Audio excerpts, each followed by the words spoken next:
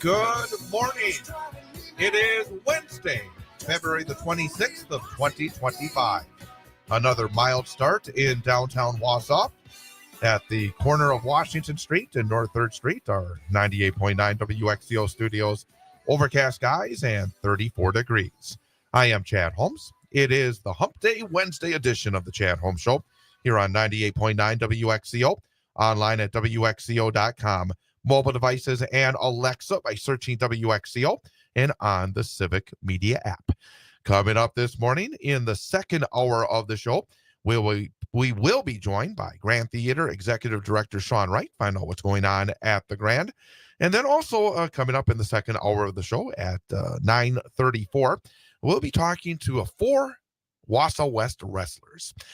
Four Wausau West wrestlers, one boy and three girls, who have earned spots at the WIAA Individual State Wrestling Meet, which will get underway tomorrow at the Kohl's Center in Madison. Just a massive event activity going on Thursday, Friday, and Saturday. So we'll talk to those young people who have accomplished a lot so far and looking to accomplish a little more. And also talk about one of the fastest growing sports right now in Wisconsin, and that's girls wrestling. And three of those Warrior girls making it all the way to the state tournament. So that's coming up in hour number 2 of the program. But here in hour number 1, as we do every other Wednesday, very happy to look across the table and see Mr. Bob. Look, Bob, good to see you again. Good to see you here as we continue on with the Chad Holmes Radiothon. Please call in your donation right now. It's a reset. It's kind of odd because you do the 2 hours and you wrap it up, and then 6 minutes later you're back on saying we're starting all over again. It's like we're doing shows for all the time zones in the country here. And actually today, Wednesday, and I got another show later tonight, the big high school sports show. So why bother going off? I should just stay on. Should have this little cot back there. You here. go. There you go. But I tell you, and you know this as well. You've covered high school sports for such a long time. Such a fun time of the year. You get through the winter sports season, you get to the playoffs, and all of a sudden you get to these arenas like Marathon Park last night where it's packed to the gills, and you have the intensity, the excitement. I mean, kind of why we do it. I mean, it really is. It's so much fun. And I tell you, last night was such a thrilling game. I knew I had to wake up early, but I couldn't fall asleep last night. Yeah. And then I get home and I see on social media, well, there's this girls hockey playoff game that's into the fourth overtime. So I got to turn that on, and it goes into the 5th overtime. And then finally that one comes to an end, and then I'm still trying to fall asleep, and I can't fall asleep. Oh, yeah. No, you do. In fact, all the years that I did high school games, and again, you're going to have those games that are blowouts. Right, that happens. And those are pretty easy to get over. You pack up your stuff and, head on home, and you hit the pillow and bang, you're out. But when you have those overtime games or really close, hard fought games, it's one of those things that, like you said, you stare at the ceiling for about an hour or two before you blank out. And if you're doing that morning show like you were doing today, you got to get up. It just because you start at 6 doesn't mean you get up at 5:55. When that alarm went off this morning, I think, oh man, yeah, it's that brought me to point out. If I want to encourage people to check this out on YouTube. Okay. Because recently we had the 45th anniversary of the United States hockey team winning the gold medal, and of course they're more focusing on the Saturday where they beat the Soviets in the semifinals. Mm-hmm. And Mike Emmerich, who long time doing hockey play-by-play on radio and television for years. And he had a little feature about that. Everyone talks about the Al Michaels and the TV, coverage of the Soviet thing. Well, that was a tape delayed broadcast. There was only one live actual coverage of the game, and that was done by a little local radio station in Lake Placid, in the Saranac Lakes, I believe, was where it was right adjacent to Lake Placid. Lake Placid is a little village of 2,300 people back then, and not that many more today. Okay. Right. And so here's this little 1,000 watt AM station, WBCZ, okay, in that part of the world. And of course, it's 1,000 watts at daytime. At nighttime, it goes to 250 watts, just like WXCO, 12:30 a.m. I'm gonna say that, yeah. Where suddenly, where you could be listening to it, and all of a sudden it's sundown, and you can't hear the station. When I lived in Rothschild, I lost it on my way home. Right. I mean, I couldn't even listen to the station. Well, to be that as it may, and he does this about the two guys, where this local radio station contacted the International Olympic Committee, for rights. And they thought, oh, isn't that cute? They were going to have a local station covering all the Olympic events. Okay, well, they didn't even charge them. That would never happen today. Never you'd ever have an opportunity to get something for free. But they thought, oh, that's kind of cute. And so the only live broadcast was on a little 250 watt local radio station that's serving its community of probably the most talked about game and result in all of the 20th century. It's an amazing little thing. Look that up in YouTube and just call the local radio broadcast of the event. And it's actually the broadcast itself is on there? It was not the whole broadcast. It's just it's a little feature, because they just had little bits and pieces, and they had the goal calls from the guy, and he did a really good job. I'm sure he did. And they were really into it. Like, you could hear the crowd, and it just takes you right back to those incredibly sports, what sports can do for you when you happen to tie into one of those great games. And to be honest with you, I have a few goosebumps right now, because I remember that day, because my late father, and we were having dinner, and we were waiting for the game to come on, and which again, it was a delayed broadcast, right? But he actually had known who won the game, but he didn't tell me. And he says, well, you want to make a bet on the game? And I said, and he says, well, who are you going to take? And me being, 9 years old at the time, I say, well, I can't bet against the Americans. I got to bet on the Americans. So I said, okay, you would get the Americans. And then you watch the game, and then, it's like you see it's happening. And then Mark Johnson, big hero for the Americans. As silly as as that is, I was doing a high school basketball game. Port Washington High School was hosting Brookfield Central for basketball, and I knew that the game, the hockey game was being played late afternoon, early evening our time. So I figured I was going to get so I had the board operator back there keeping an eye on the UPI machine, typing out, news bulletins and stories and stuff. So he's keeping tabs in this. So we get to not overtime, but halftime, And so I'm calling back to, you got a final. And so he, on the little remote hookup where we had, he went, Russia 3. and I go, he said it first, and USA 4. Oh, I go, what? Repeat that. Because normally you give the team that wins the higher you're thinking number. He somehow screwed it up, the reporting. Well, one more time. And he USA 1. So I get up and I go running over to the scorer's table where the PA announcer is. And he says, I got some news for you. This is fresh, as fresh as you can get. The USA Olympic team defeated the Soviets 4-3. Are you sure about that? I just got it from the. So they made this announcement in this basketball gymnasium, and the place erupted. It was like, whoa, party time. And you think back to that time, the country needed that. It was a Correct. tough time, and it was the perfect balm to what was going on. It was, everything was kind of, man, we're talking about gas prices that were just exploding at the time because of the oil cartels. If you could get the gas. Yeah. With the lines that would be 3, 4, 5 blocks or longer, just to get in line to get some gas for your car. Right. But, I remember that so vividly. Here's this high school basketball. They hear that cheer. I bet you can probably still hear that cheer. It's just like yesterday. Yeah. And that's and by the way, a couple of days ago, I saw on social media Mark Johnson, of course, the hero. He paid a visit to one of the area high school teams before their playoff opener, Verona. And there was a picture of Mark Johnson in the locker room because he came and talked to them.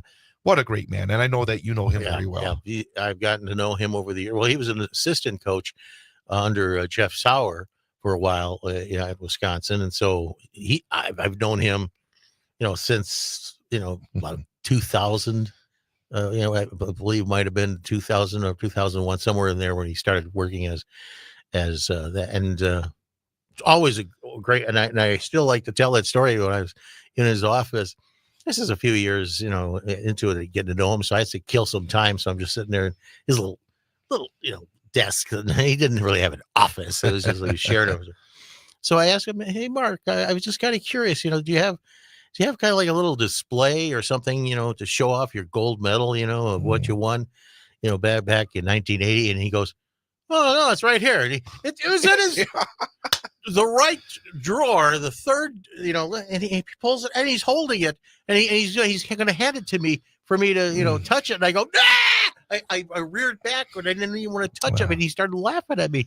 I says, "Mark, you don't know what this means." You talk about great Wisconsinites. Bob Johnson and Mark Johnson are two of the best. Yeah, well. I mean, fantastic. Anyway. And wonderful. I love the picture of seeing him with those high school kids and sharing his experiences and talking about hockey and everything else. That's just wonderful. Hey. Why is it in his desk? Because his daughter had a show and tell at school. And so he gives the medal to his daughter to show and tell in grade school. That's Bob Look. I'm Chad Holmes. We will properly introduce Ian Welsh in a moment. But coming up, we will have our weather update with Brittney Merlot. Chad Holmes Show, 98.9 WXCO. Left of center, wondering about you.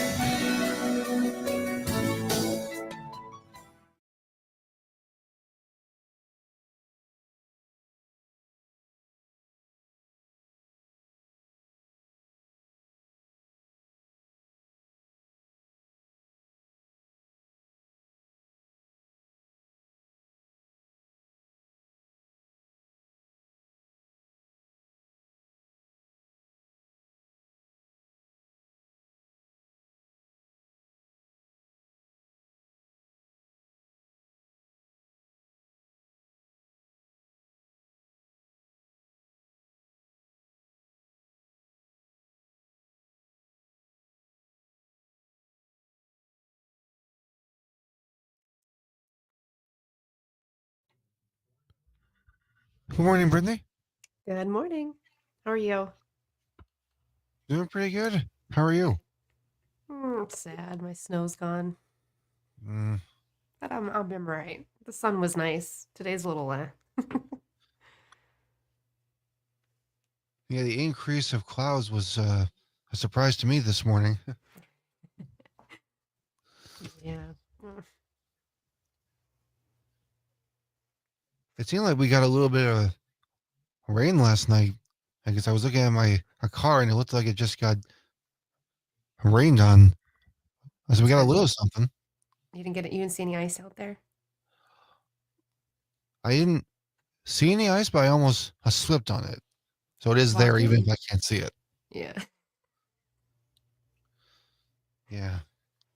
And it's so hard to see because it looks like water, but it's not. Nope.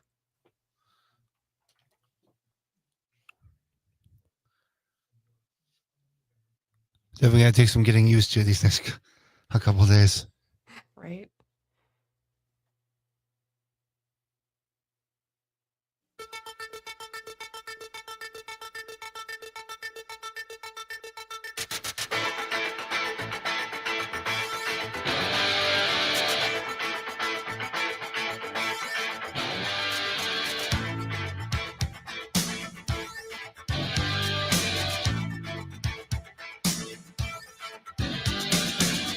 Step right up and don't be shy, because you will not believe your eyes. She's right here behind the glass. You're gonna like her, because she's got class. And welcome back, Chad Holmes Show, 98.9 WXCO, online at WXCO.FM, mobile devices and Alexa by searching WXCO, and on the Civic Media app. And again, forgot to mention that if you'd like to be part of the show, we'd love to have you. You can give us a call or send us a text at 715-382-9297. Again, that's 715-382-9297. And of course, you can always go to the Civic Media app, open up the 98.9 WXCO part of the app, hit the button to call, hit the button to text. And in fact, we would love you to call, because then you get a chance to talk to the one and the only Ian Welsh. And we did not properly give an introduction to Ian to start off the show, and it always makes me nervous because he is the guy with the buttons. Yeah. He can take us He off can the turn air us at off just any like time. that. But Ian, good morning. Good morning, Chad. And Good morning, Bob. Ian's too nice of a guy. I know, but we appreciate what Ian does here, and Mm. we'll have more with Ian. Of course, he is 1 for 2 this week on his number for the day okay. quiz. Got back Yeah. on the winning track yesterday, but it always makes for a better day when Ian wraps it up with a correct answer on our number I'll for have the to day. check my Harrows and By the way, Tahoe real- betting on that. But real quickly, the last time you were in, Ian gave some credit to you because you did send positive reinforcement down the line and he got it right. Oh, He yeah. said so. He said That was so. the day I got it right. So thank you, Bob, Okay. for that. Well, when you've been around as long as I have, you know how to guess a little better. There you Maybe go. that's it. Hey, we'll talk more with Ian coming up in a few minutes, but first, waiting patiently as she always does, is our meteorologist, Brittney Merlot. Brittney, good morning. Good morning, Chad. How are you guys doing?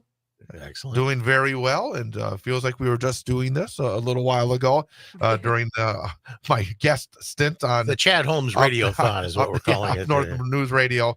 But the thing about it, when I came in really early this morning, I nearly took a tumble just walking across the street. Yes.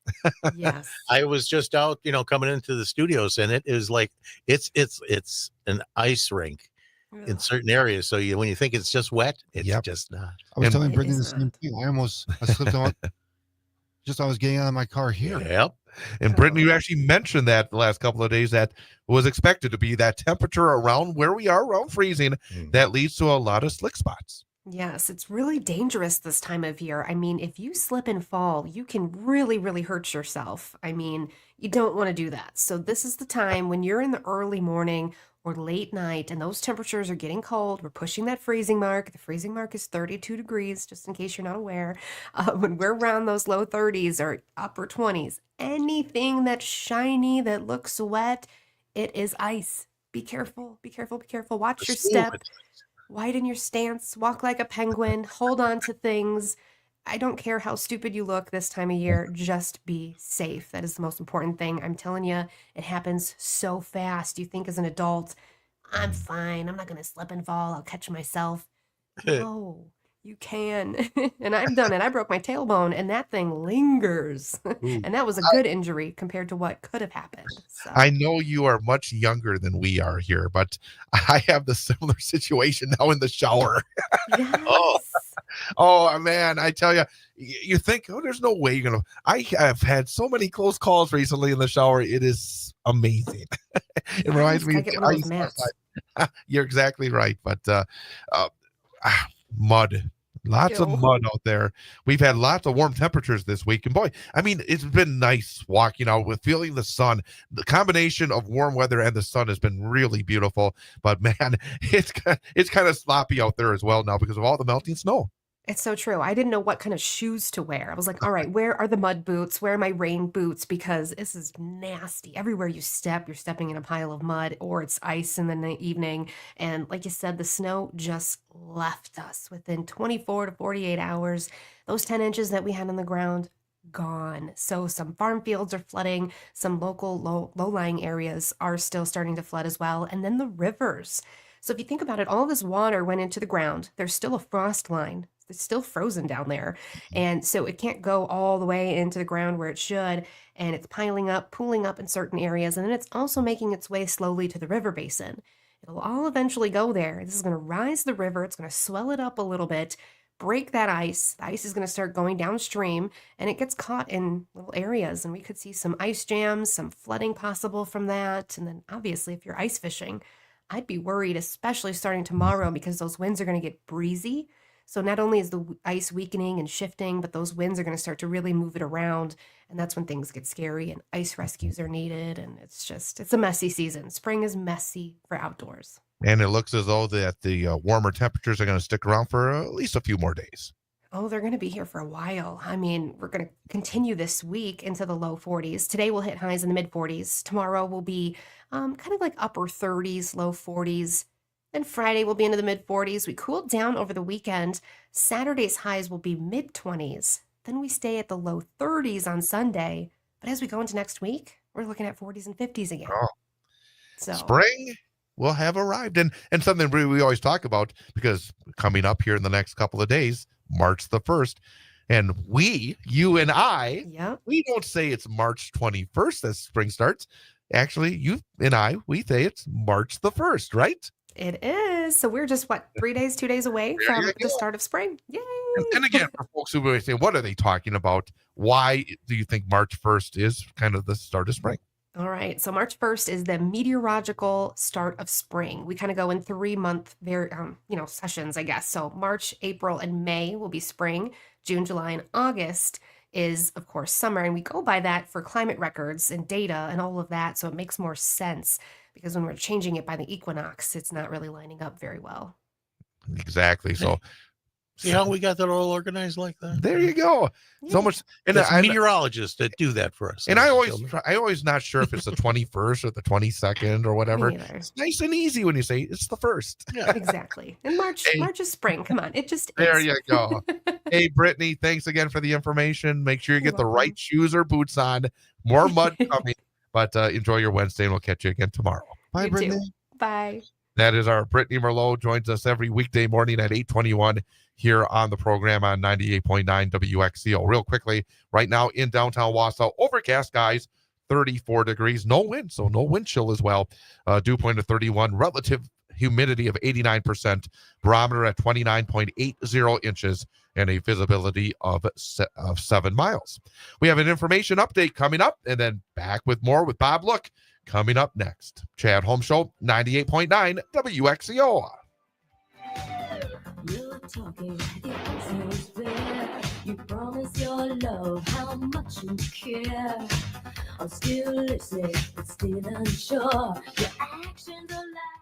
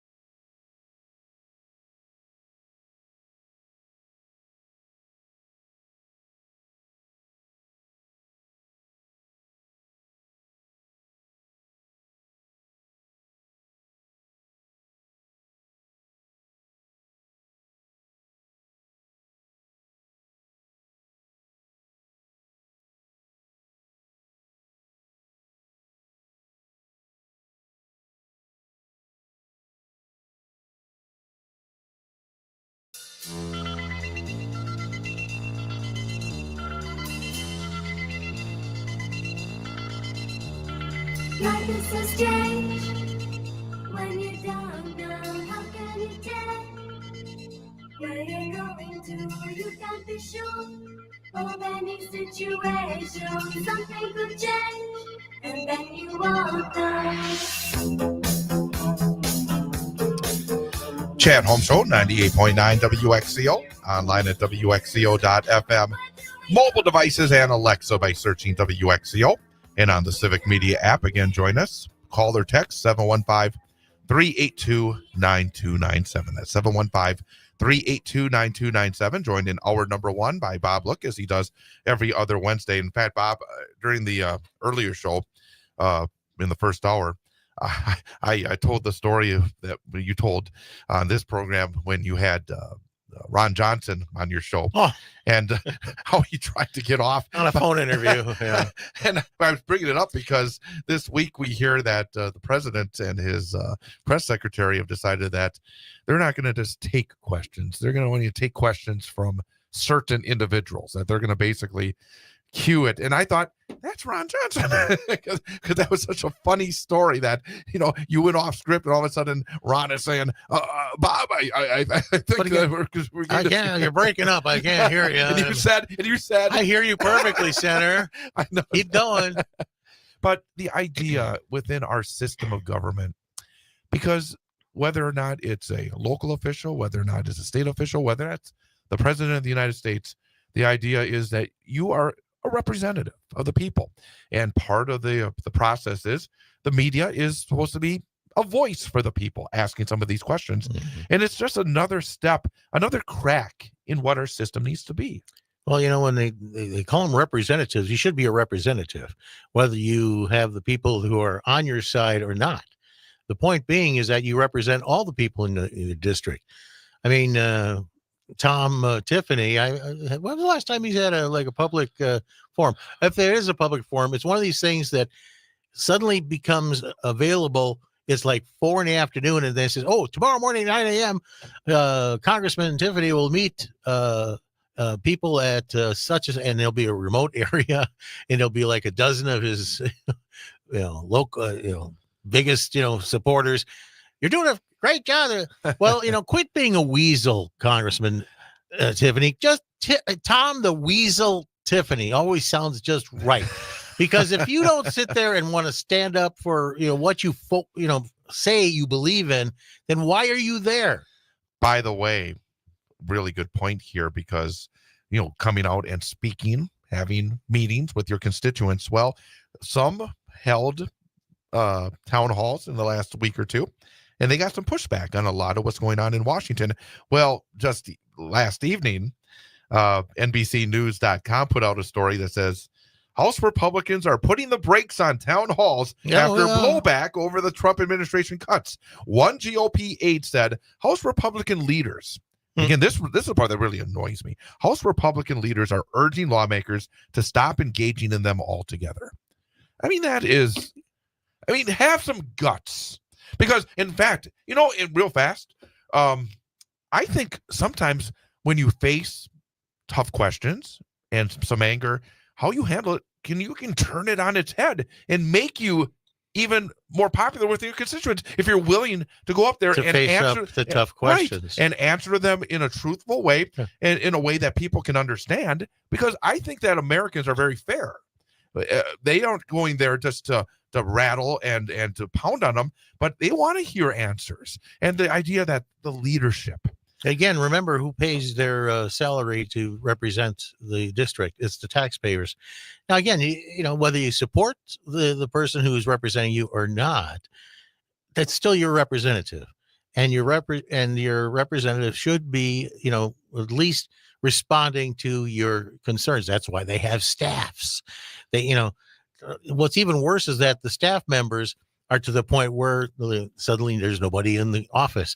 They just take voice messages, voicemail, or what have you, and you get a response back. There have been several times where I have sent email, questions, right.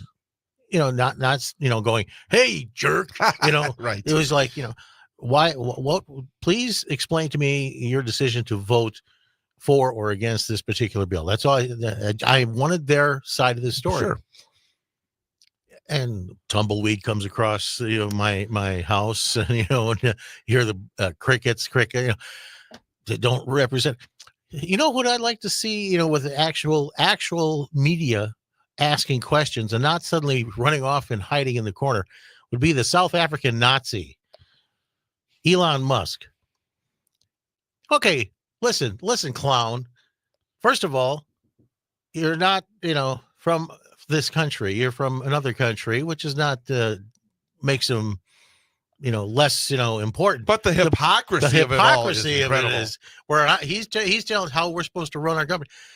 But the passage of that budget bill last night, when you talk about, billions of dollars, and when they put together this DOGE, I don't know if it's Doge or Doogie or what the heck you want to call it.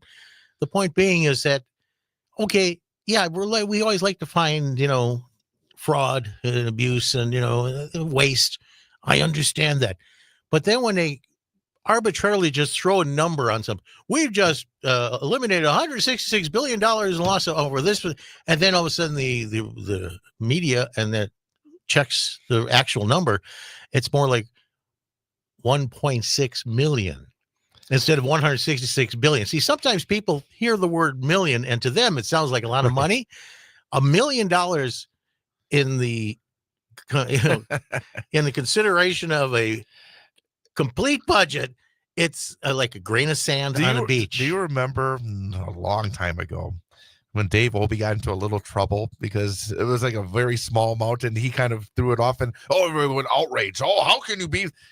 But in the big picture, it was basically a very small number. But people. But you're right, because there was one of the savings that they were touting, $8 billion. It was a misprint. It was $8 million. $8 million and billion and million, as that's about as Wittenberg to New York City as And far also, as the sizes. And again, what they're doing, Mike Johnson is trying to pull a fast one on us. And when it comes to, again, the entitlements and the way that they keep on, they refuse to actually engage in the ideas. They don't want to argue that point because they know it's unpopular. But it's not only unpopular, but it's inhumane. It's wrong. It's just plain wrong. This is, they always talk about Social Security being an entitlement. BS. That we paid into that, whether it's, righteous or according to bean counters that it's wrong. Well, hey, bean counters, you didn't pay into it as soon as I started working as a kid, I've been paying into this. And all they do is there's so much fraud involved in it. There's so much fraud. And then they start looking at it, and it's not. No, there isn't. And I saw somebody who responded, said, my father passed away within a week. They were all over us to make sure that there were no more checks coming in. I mean, there was like a check that was sent right maybe the day after, and they said, no, you cannot. That has to be sent back. It's like, I don't believe for a second it's the same lies, and I'm going to use that term, lies, that they have about election security. Well, because all they do is keep saying it, and we keep waiting for the evidence that never comes. I always like to, I've told this story before when my wife died, and on March 22nd, and then all of a sudden, the insurance that I was under was gone at the end of that month. It was like a blink of an eye, and the fact that she was at the age where she could get some, that suddenly gone. But then I got, the spouse, which was a fraction of what's there. So, when they started saying stuff to me like, it's getting away with it. No, it's not. And by the way, the top five things that the Doge or Doge, website listed as the 5 biggest, money losers for this government. Now they had to pull it off their deal because they're all overinflated. Lies. They're lies. It's like Donald Trump putting a price tag on property he owns. And by the way, it's never the truth. Donald Trump said many times, well, America was never richer than from the era from 1890 to 1930. And anybody that and that's one reason why I'm so concerned about this war on history that the MAGA Republicans have put out. There were seniors who lived in poverty at an incredibly high rate. There were no rules when it came to food and employment for kids and all this stuff.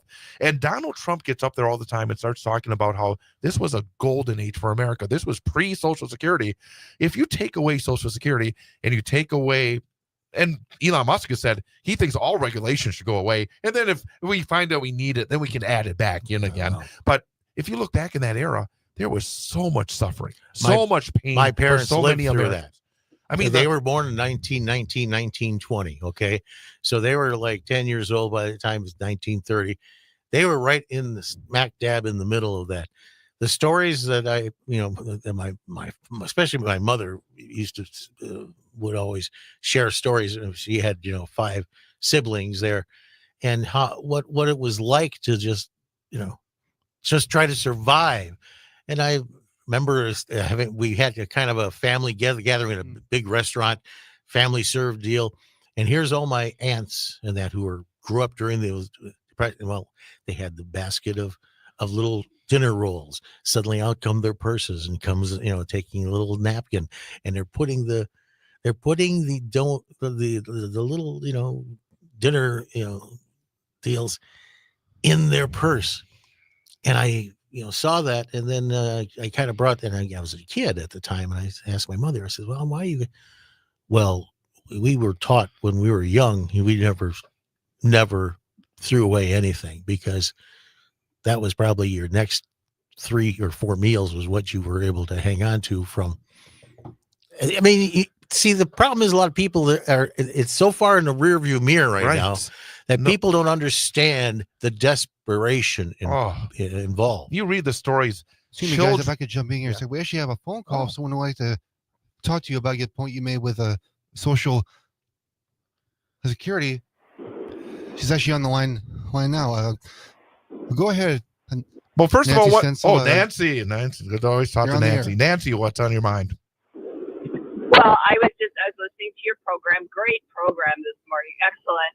And I just wanted to feed off what you guys were saying as far as a Social Security check when somebody dies.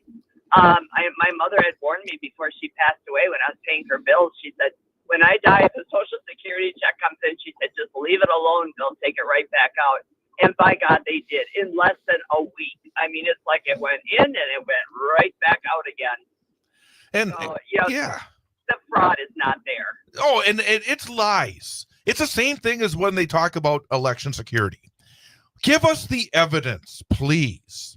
I mean, just state the facts. Give us the true numbers and not an estimate in your mind. And the idea again. Nancy, continue. Oh, I was going to say, we'll save it for another day, but I'll have to tell you about my Tom Tiffany visit. But I'm heading out to put up big signs with our sign crew, so I'll see you guys. Great show. Watch the ice. Take care. Thank you for calling, Nancy. Okay, bye-bye. Absolutely. And again, it just feels as though a lot of folks don't put A, B, and C together. I just don't understand this idea of this worship for these super rich individuals. From people who, if they walked to Mar-a-Lago and knocked on the door, it would be like Mr. Burns saying, send out the hounds. Well, as I mentioned before on this show, we are into right now up into our necks in the age of ignorance. And I've coined that as, basically describing how things are going right now, where ignorance is being celebrated while expertise is being ignored. And they're trying their best to kill off education, so we stay in this perpetual state let's of keep ignorance. people as dumb as possible because we can pull the rug over their eyes a lot easier. Oh, you talk about people of skill. There are none of those in the Trump administration. Wow. I mean, you talk about a band of clowns. That's exactly what they are. 8:49 is the time. We're going to take a quick time out and come right back. Should we be a little nicer next I don't time? know. That's a good question. We're going to think about that. I don't know. I'm kind of warmed up right now. I kind of like it myself. We'll be right back with Bob Look here on 98.9 WXCO. Did not even stop me, just sped off and out of sight. Sometimes I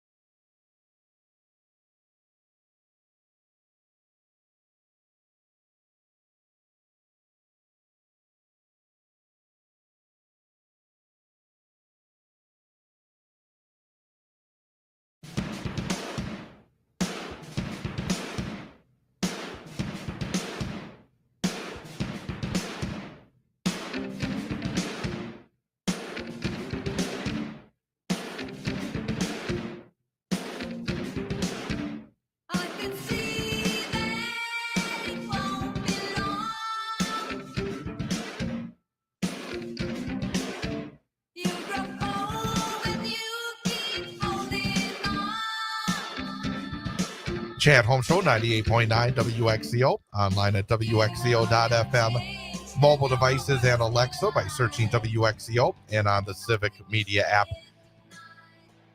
I'm almost. I'm gonna make make sure, folks, you tune in tomorrow, because we will have Judge Susan Crawford as a guest. Oh, very good. Because you were just talking about that race. Yeah. And I think she's actually paying a visit to Wausau tomorrow, and she'll be joining me here on the program at 9:20 tomorrow morning. And obviously, we're coming up quickly on that election. Okay, but first, would you like to share your story, or wait for another time? let's wait for the next. Because we got some time here between now and then. Actually, let's because I know that we're getting towards the end of another Badger hockey season. Yeah. You're running down the number of home games. Are you done with the home games now? We got it's an exhibition game coming up Sunday against the Team USA under 18 team, national team, and it's a. If you want to go to the game on, it's a 6 p.m. start Sunday, $10 to get in the door, and you're going to see future Olympians, future professionals. These are the top 18 and under 18, 17-year-old players in this country. They are, they're headquartered out of Michigan, and they are. They will probably beat the Badger. They're great because they're good. Yes, These are the top of the line. These are drafted players, and you're exactly right. Cole Caulfield played. Brady Cleveland from West played there just the last couple of years. And if you haven't seen a game at the Kohl Center, it's so different than on TV. I mean, it really is. Hockey is such a wonderful live experience. Had a great weekend with the seniors. We had the deal. For recognizing them. We had good crowds, 13,000 both days, Friday and Saturday. And Coach Mike Hastings always says there's nothing better than, the Kohl Center when it's got a big crowd, because it's the best by far atmosphere in college hockey. What you're feeling now moving forward? For what, this season? Yeah. Is he going to be able on the road and make something happen? Well, the potential's there. And again, a lot of it has to do with goaltending. If you get a hot goaltender, because it was Wisconsin outshot their opponent this past weekend by a decent margin. It's just that the goaltending was not the best, but I'm not just throwing all the blame that way. The stuff in front of him has to help matters, but it's still a great sport, and I'm finishing up a 27th. Season doing it, and if the Badgers get a little bit of goalie power, you never know. Yeah, absolutely. It's always, some of the greatest memories I have as a kid was still staying up to 10:30 at night and watching Badger hockey on Wisconsin Public Television. Paul Brown and Bill Howard. And yet, real fast, I had a wonderful story with Bill Howard. This must have been in the late 90s. I was working in Stevens Point, and one of the kids that worked for me as a board tech and a part-time announcer worked on the student radio station in Stevens Point, and they covered Pointer hockey. Yeah. And he couldn't do the Final Four games over in Plattsburgh, New York. So he said, well, would you be able to cover for me? It would be, and I said, sure. And then I found out it's a bus ride to Plattsburgh, New York, both ways. But who was on the bus? Bill Howard, because his kid played for UWSP at the time, and he was a wonderful guy. And again, when you meet these folks, when they're good guys, it just makes you feel so good. Bill Howard had the persona on the radio and on the television of being just a grumpy old man, right? And he's far from that. He was a high school coach for many years. He knows his hockey, and he was the volunteer goalie coach for the University of Wisconsin. And think of all the players who moved on to the NHL and great things. And this is the guy that a lot of those players will point to as the one who taught them to play the position. It's correctly. Amazing when you think about some of those goalies back in that era. Cujo, Curtis Joseph, just the lead. I got a Cujo Wisconsin Badger jersey that's sitting in my closet. That's one I love it. I love hockey jerseys. Oh, But man, during that era, it felt like when one would leave, another one would pop right back following it. And they obviously knew that they were getting good coaching and have a lot of good times at UW it Madison. was like they thought that it was the road to get to the bigs. was to Exactly go right. through Bill Howard used to have, hockey summertime clinics teaching these kids. So there's a lot to be said what he has done. Absolutely. But baseball is on the I know, horizon. huh? How about that? Have you tuned into the Brewers at all? Oh, yeah, well, it was the first time yesterday to watch, Jackson Churio, and after that, not many other frontline players were playing, but they'll be on the Major League Baseball Network today at 2 against the Dodgers, and then the regular Brewer television crew will be covering Thursday's game. So you're going to see a lot more baseball on tele. By the way, I mean, I'm sure you saw those articles about Mark Antanasio. It seems like he's the guy just under the microscope if the Brewers take a Doesn't dip. it sound familiar I know, huh? to somebody? I know. So it's like, I mean, absolutely. But I like the idea that, hey, if they fall, it's not going to be Pat Murphy's fault or Arnold's fault. Mark Antanasio's decided that he just wants to win 86 games and get in the playoffs. Well, we'll see what happens as we go. And again, it's a long way to go. It is. But it's going to be fun. And March is going to be coming March around the corner. 27th or something like that. This opening day at Yankee Stadium. At Yankee Stadium. Which will be a lot of fun. So, hey, Bob, thanks again for coming on by. No problem. I'm going to put on my Bowers and go skate in your parking lot, okay? That's Bob Luck. Coming up, we'll be joined by Grand Theater Executive Director Sean Wright coming up early in the next hour. Chad Holmes Show, 98.9 WXCO.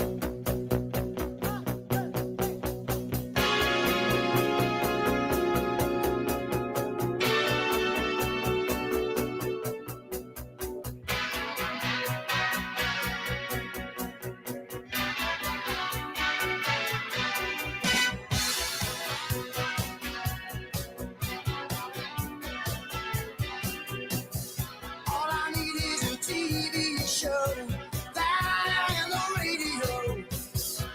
Down on my luck again, down on my luck again. I can show you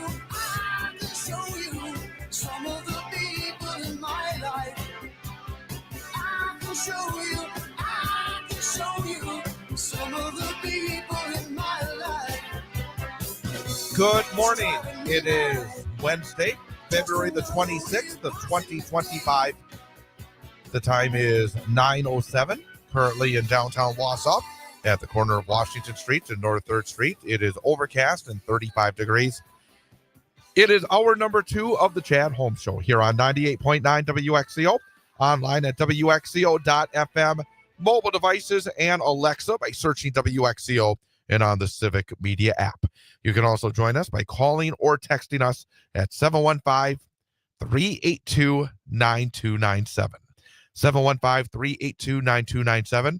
Coming up in a few minutes, we'll be joined by Sean Wright, Executive Director of the Grand Theater. Coming up later in the hour, we'll have a discussion with 4 Wausau West High School wrestlers who are heading to the state tournament, the individual state tournament going on Thursday, Friday, and Saturday at the Kohl Center. And coming up in a few moments, I'm going to tell you something that should scare you, because I just came across this in the last few minutes. But first, we're going to introduce and say good morning to our in-studio engineer, Mr. Ian Welsh. Ian, good morning. Good morning, Chad. Well, coming up at the end of the show, I forgot to mention as well, our daily history lesson. Included will be our number for the day quiz, and you are 1 for 2 this week. Mm-hmm. So feeling better, feeling a little more confident going into today? I do. Hopefully, I'm just hoping to secure a passing week at this moment, just to make sure I keep the goals do very better than the last 3 weeks. well. You're in good shape now. You're at 50% for the week. Yeah. Need 1 more to get that passing week, then 2 more to get a winning week. Hey, and if you run the table, you can tie your all-time best. I'd be okay with that.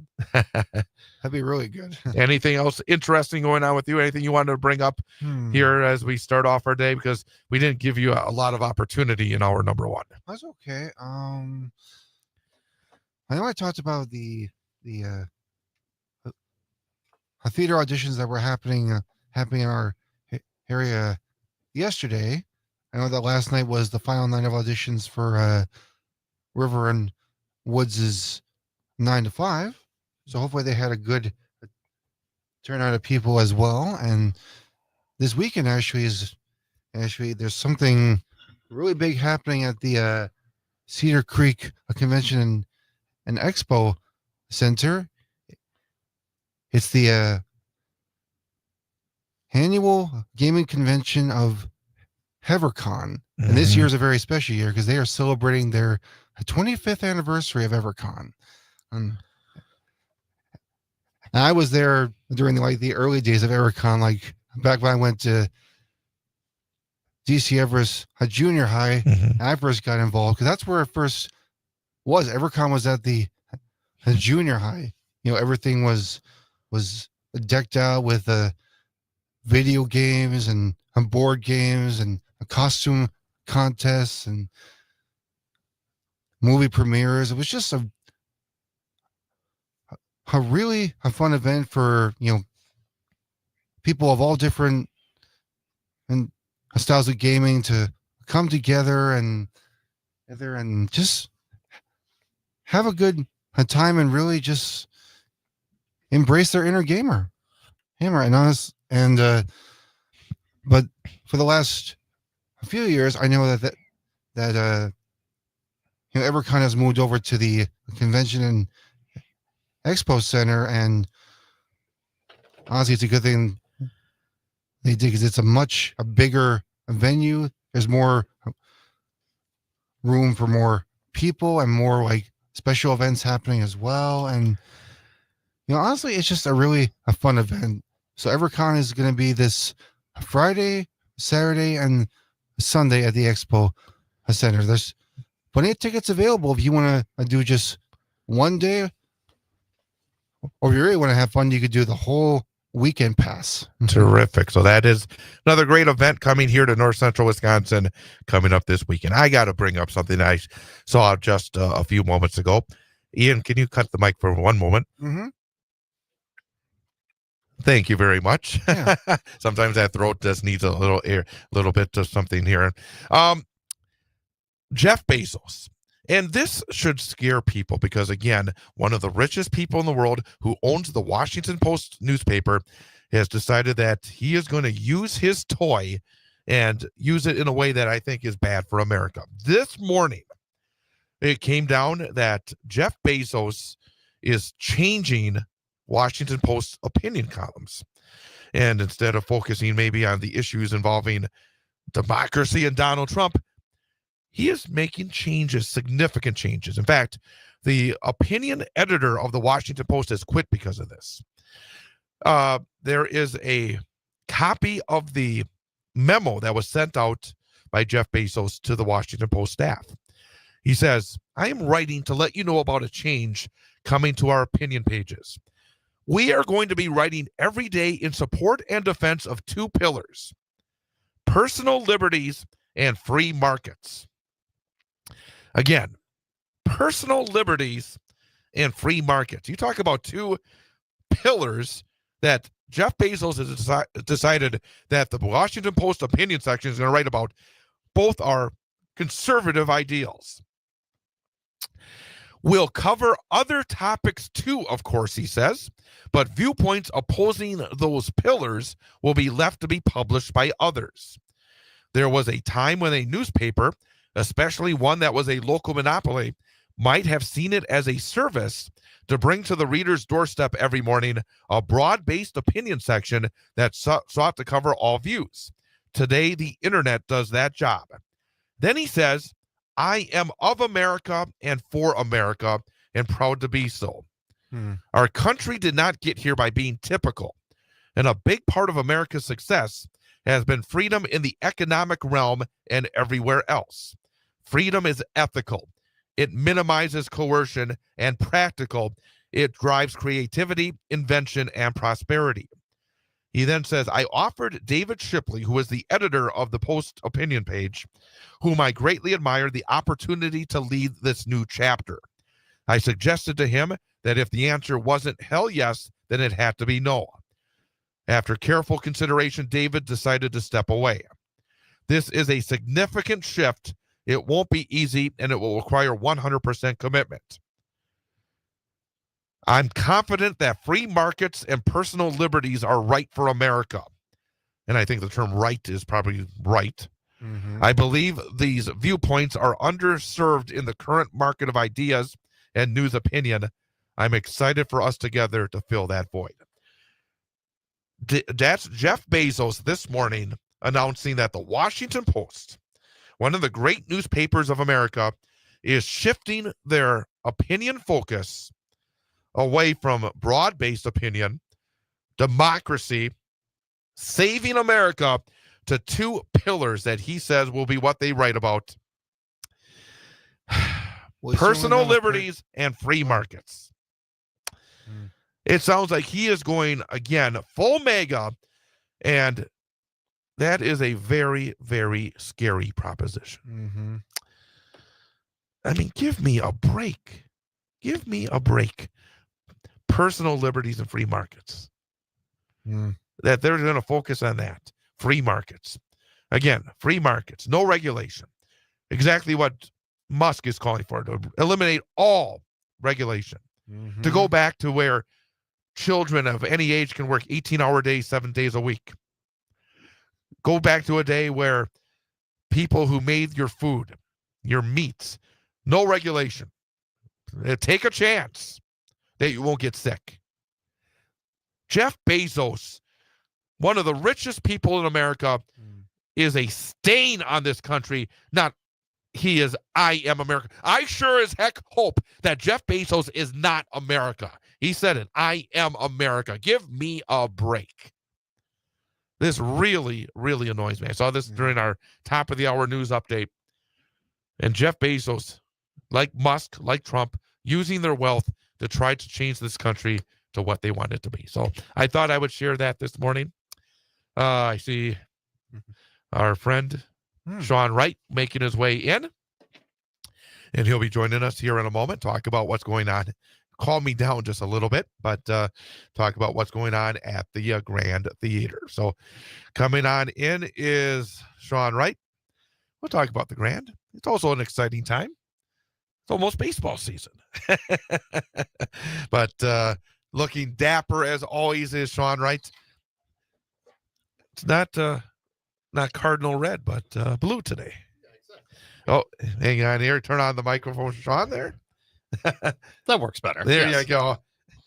But If you mentioned Cardinals immediately, my mic got cut. I understand how that are you excited for baseball coming back? I am excited for baseball coming back. Do you ever listen or watch the preseason spring training games? Yeah, there's just something great about this time of year. There's something laid back about the spring training. You know, it's like, and again, I am a man of radio. Yes. I love baseball on the radio. It is. It is the best. And I think, I remember back when I was a kid, when spring training would start, and it would be just wonderful on an afternoon after getting back from school to be able to turn on the radio and listen to a ball game and to really get into the feel that, hey, even though it's still cold outside, even though there was still a little bit of snow on the ground, we could be going in that direction. Absolutely. No, I'm a huge college baseball guy, and so the Diamond Heels, the Carolina has started, and that's the Carolina Blue, right? It's Carolina Blue, and I told my wife yesterday, I said, I don't want to say that I've listened to too much Carolina baseball, because just college schedules I've played like 6 days in a row, and I said, but I could give you the phone number of the personal injury firm that sponsors Carolina baseball. I could tell you the official beer of Tar Heel baseball. By the way, you did baseball broadcasting, I did, right? Yeah, back in the day. Yeah. Many years ago. Were you good? I don't know if I was Were you good? Come on, be honest. If you were good, tell me you're good. That's the same bad thing. I wouldn't say that I would say that I was good for my age. When I was doing it, I was 21, 22 Did years you love old, doing it? I did love doing it. Absolutely love doing it. Fantastic. We're gonna come back and talk about the Grand Theater coming up next with Sean Wright, back in 2 minutes here on 98.9 WXCO.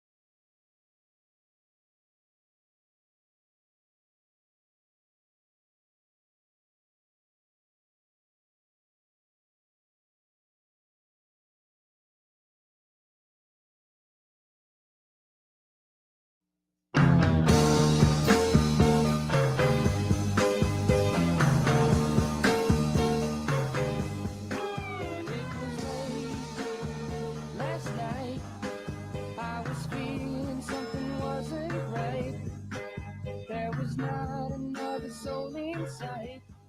Only you, only you.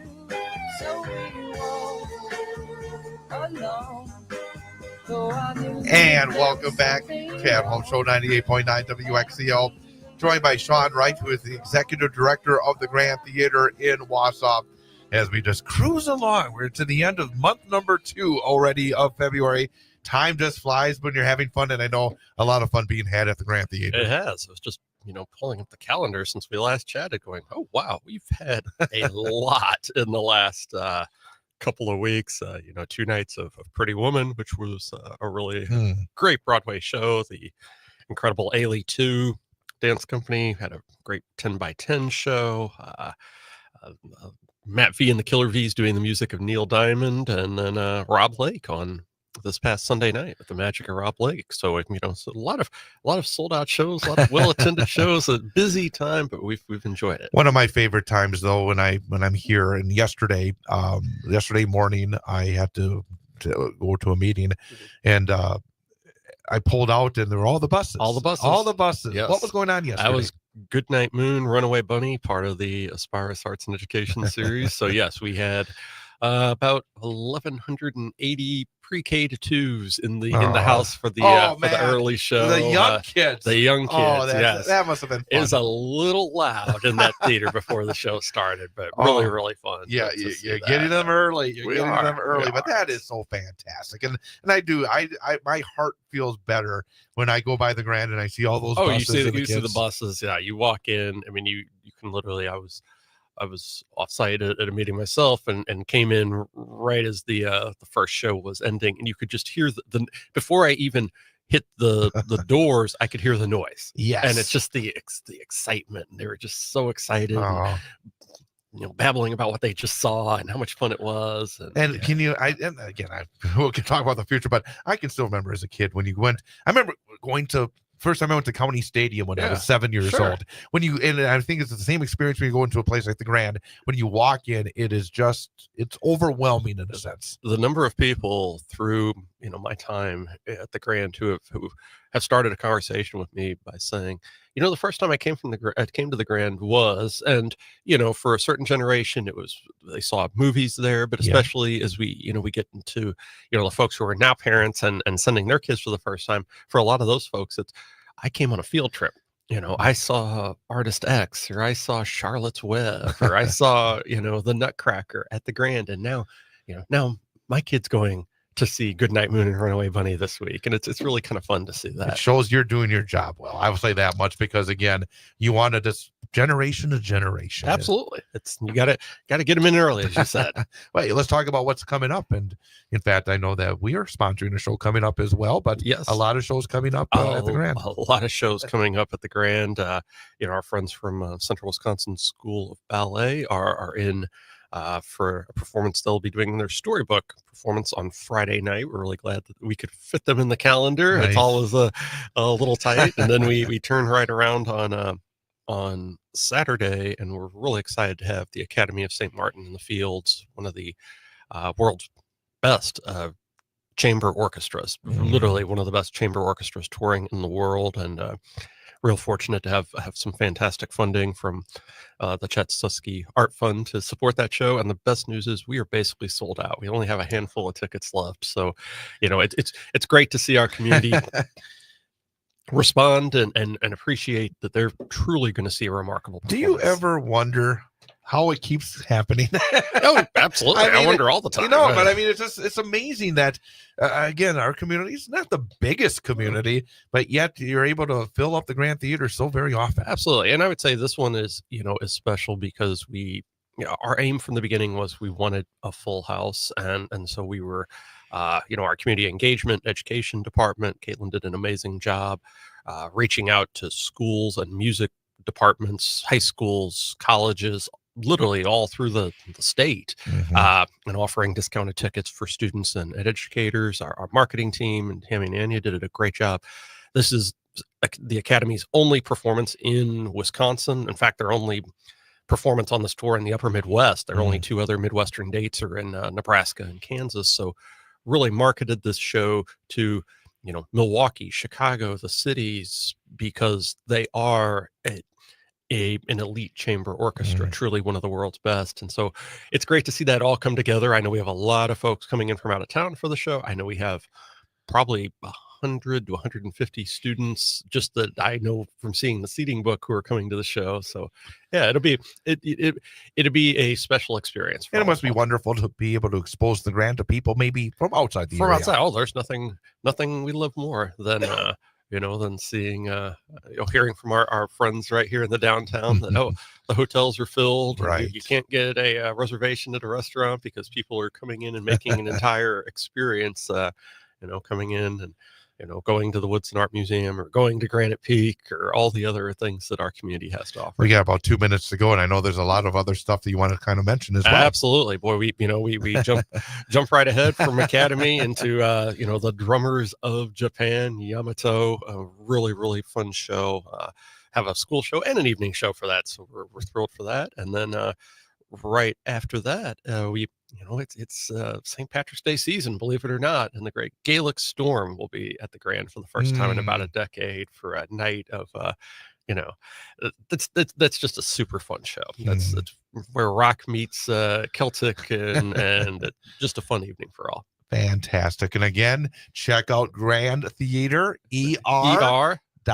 .org. Exactly. And also, I know the folks would love to, your ticket office right here in downtown. See us. Stop on by. We announce new shows all the time. Just a Nitty Gritty Dirt Band is going to be coming in for their farewell tour. So every day we're announcing something. It feels like Bob look on with us before, and he says, "Yeah, I gotta get tickets. But I think a lot of folks are feeling the same way. Yes. By the way, you said finding dates. How filled is your calendar usually? How many empty dates do you end up with? Because it seems like you have very few. We have very few. And it feels like a lot of the empty dates we have on our calendar are to try to, flip the theater from a Broadway show to an Ailey, or from a magic show to Goodnight Moon, Runaway Bunny. And even those, our tech crew reminds me, I have fewer and fewer of those available to them. They probably are saying, "Oh, it's right, stay away from us." Very much so at this point. Hey, Sean, thanks again for coming by. Have a good couple of weeks. We'll catch you in 2 weeks. Sounds good. Thanks. That is Sean Wright, Executive Director of the Grand Theater. Coming up, we're going to talk to 4 young people, wrestlers from Wausau West High School, 3 girls and a boy. They are all qualified for the WIAA state wrestling meet that begins tomorrow at the Kohl Center. So that's coming up here on 98.9 WXCO.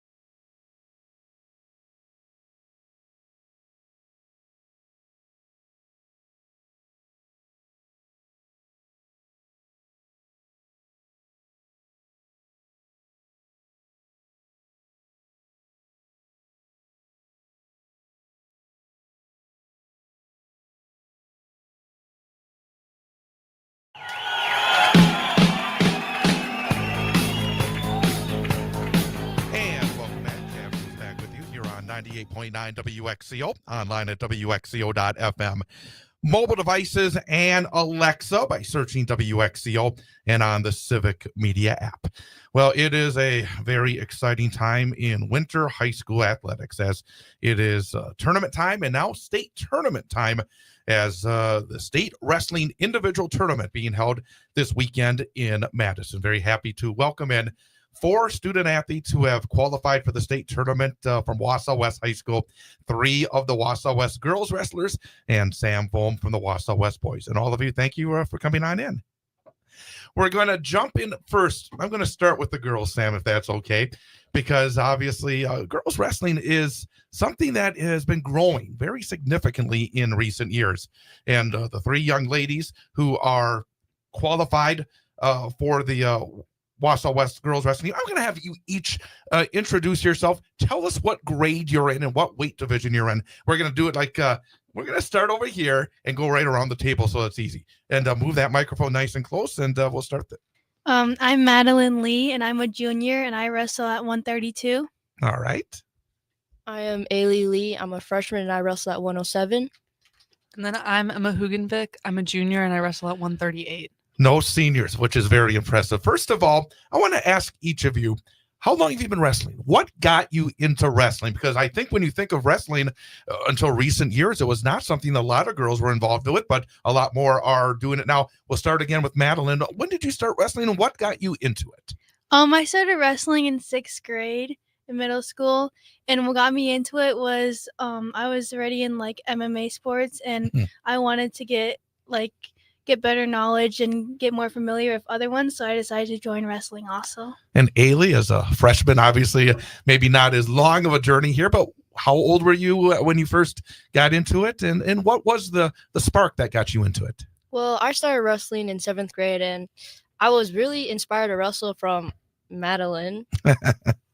And Emma, how about you? Because actually it's interesting because I know I've seen your sister volleyball. Your mom coaches at Wausau West as well, and you're on the mat. So how long have you been wrestling? What got you into it? So a little differently, I've only been wrestling since sophomore year. So last year, I did it because my friends were doing it, and they said I would be good at it.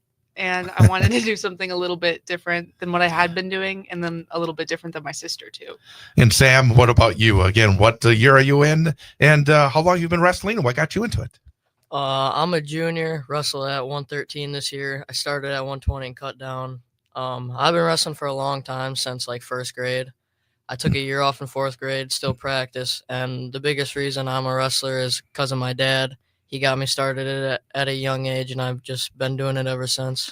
Let me ask you, because you mentioned that you actually cut down on your weight, and that we've heard stories like that in wrestling. How difficult is that? I mean, when you have to either go up a weight or go down a weight, is that difficult?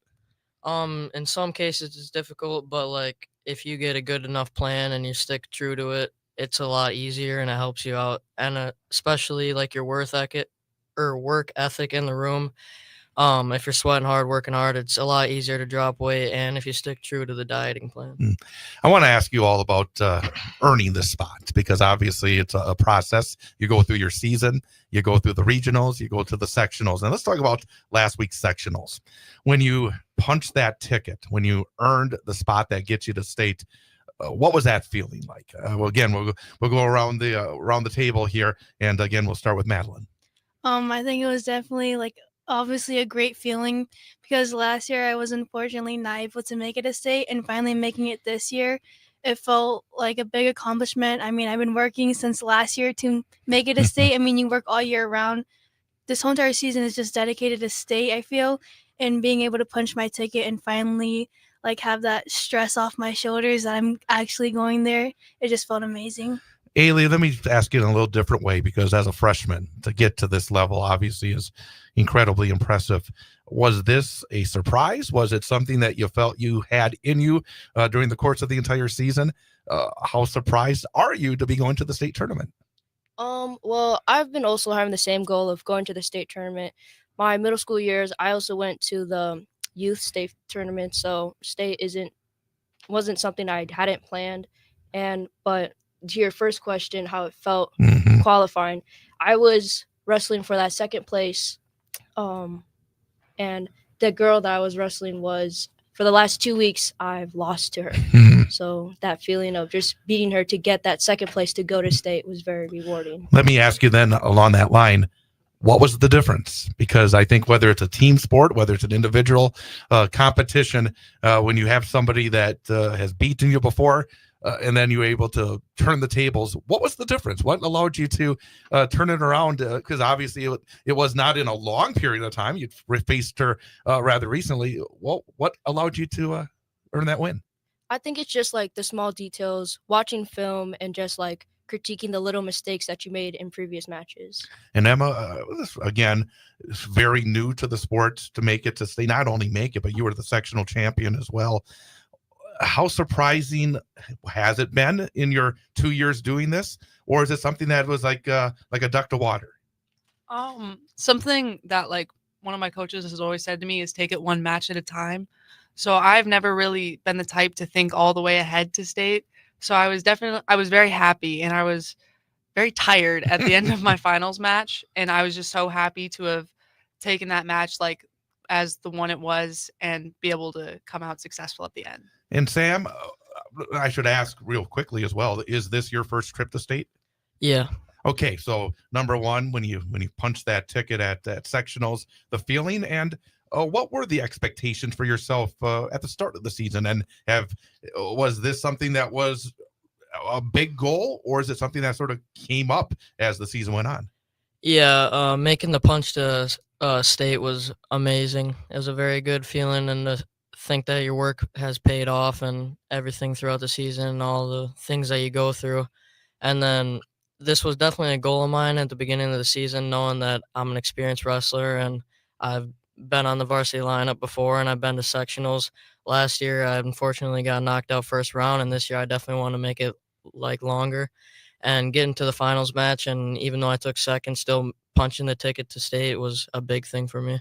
Again, we're talking to Sam Volm, Ailey Lee, Madeline Lee, and Emma Hugenvik, all Wausau West wrestlers heading to the state individual tournament this weekend, starting on Thursday and going through Saturday down in Madison. The state wrestling tournament is known as one of the, I think, the biggest crowds, great excitement. Have each of you been to the state tournament as spectators, and what are you expecting the first time you each get on the mat? Is it something that you have to control your emotions? Is it much different than maybe a sectional or even a regular season match?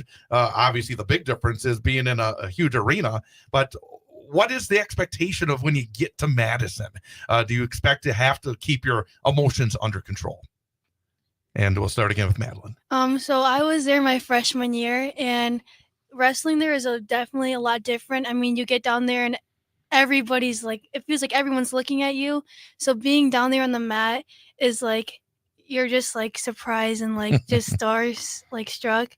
So what I did, I just kind of had to block it out and just focus on my match and like not think about the crowd, not think about anybody else but the person that I'm wrestling. So I think this time I'm going to do like the same thing and just be more focused and block everything out. And Ailey, how about you? Do you have a sense of what it's going to be like down in Madison? Is it any different than maybe some of the other big matches you've had?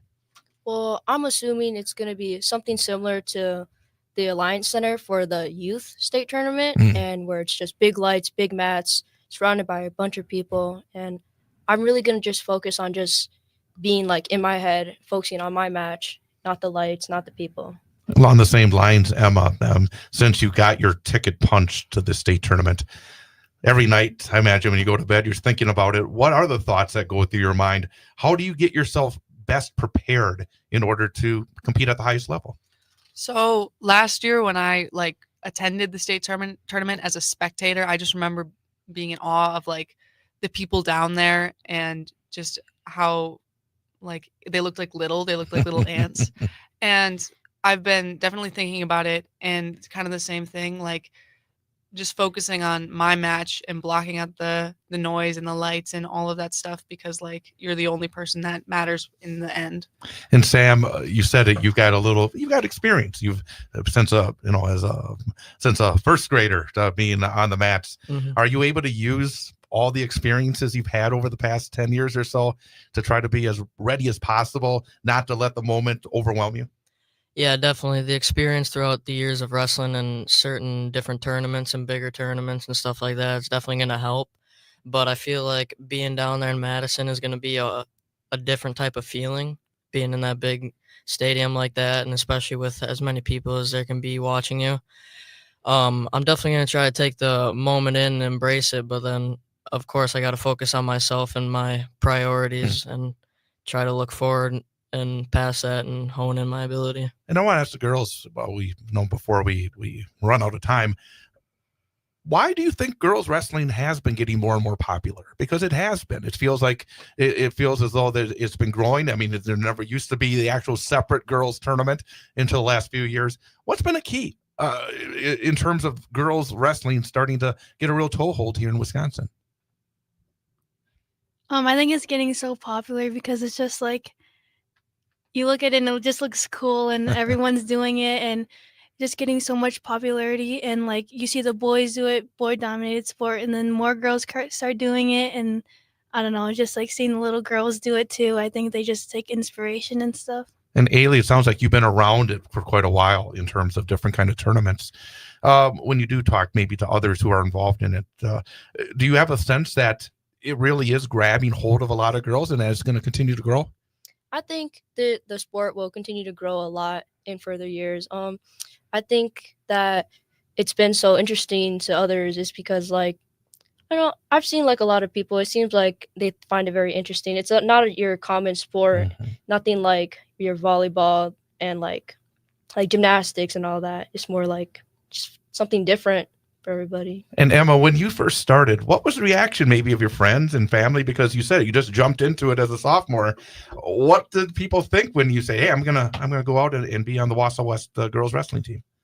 For me, I definitely people kind of expected me to do it.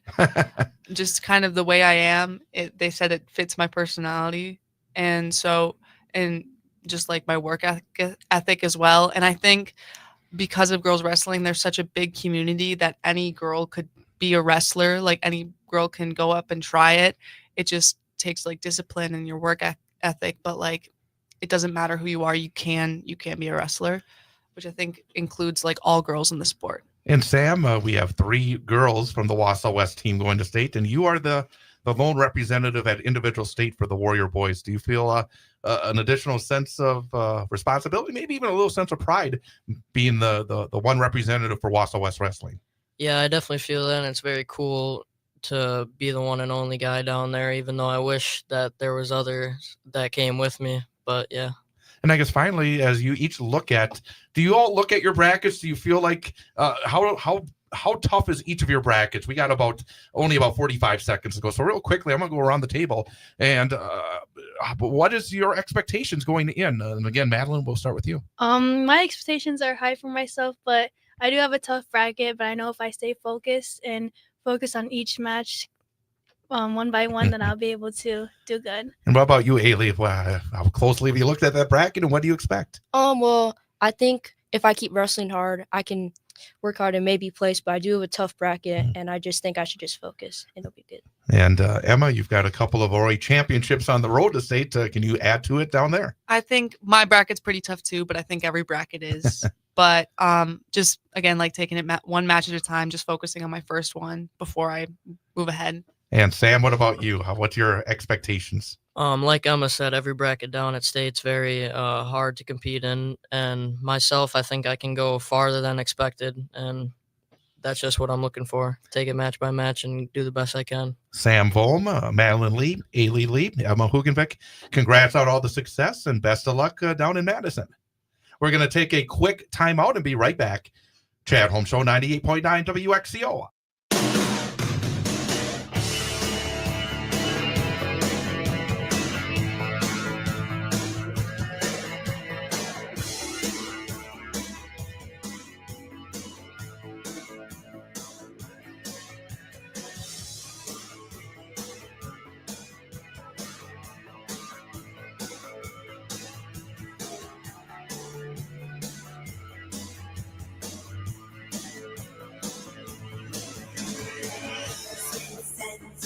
gentle rain.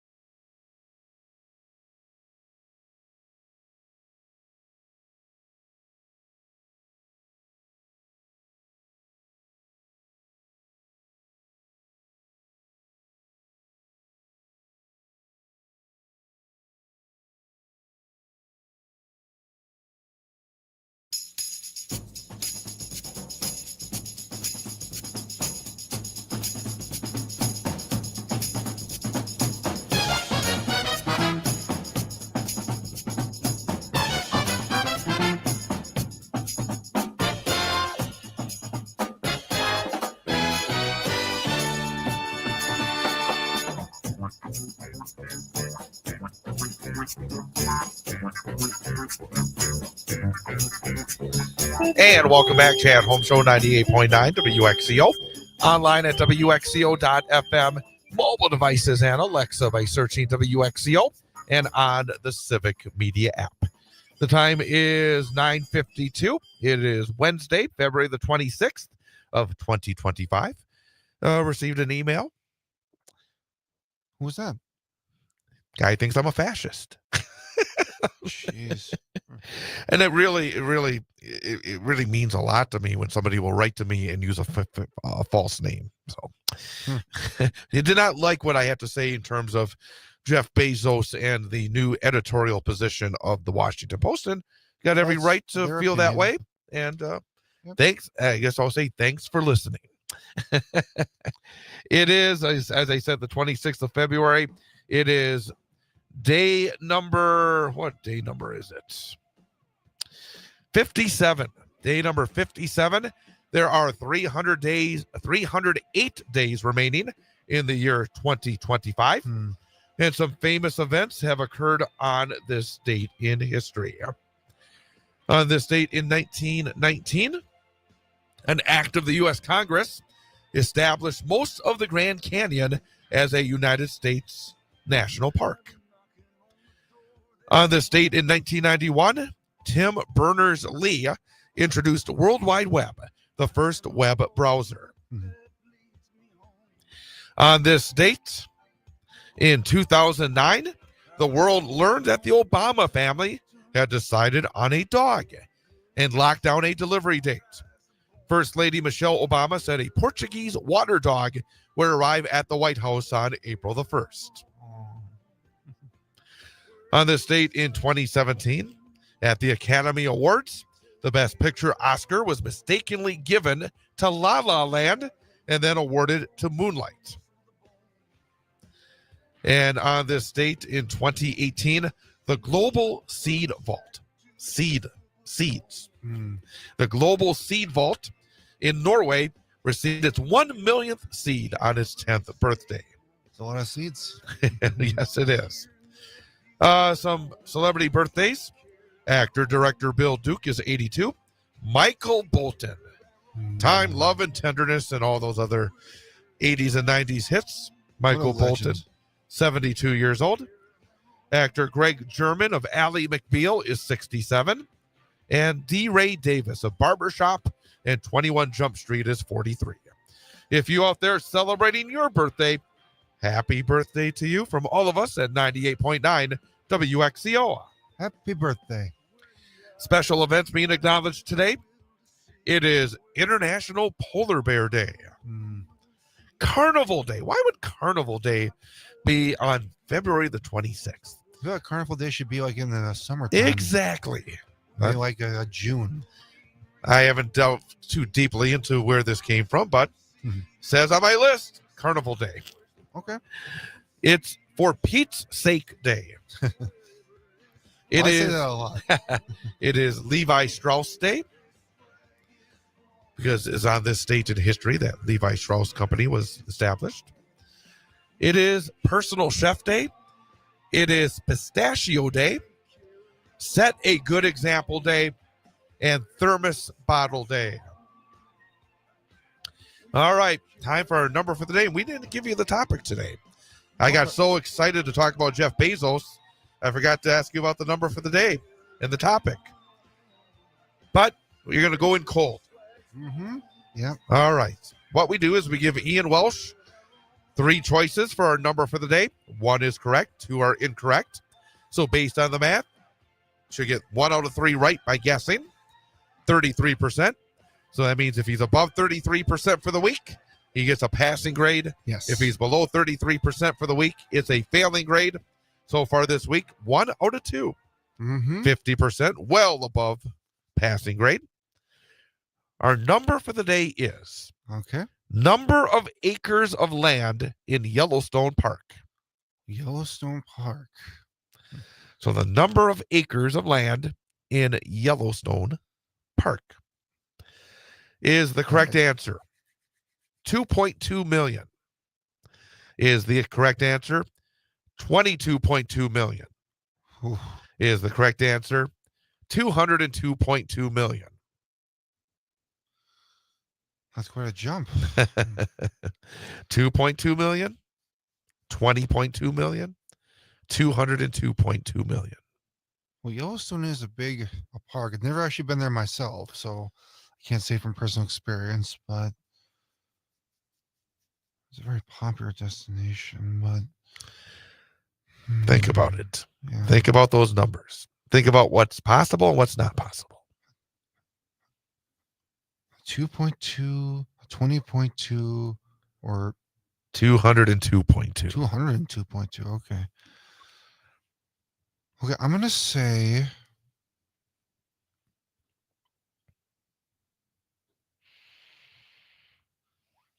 I need an answer. I'm sorry.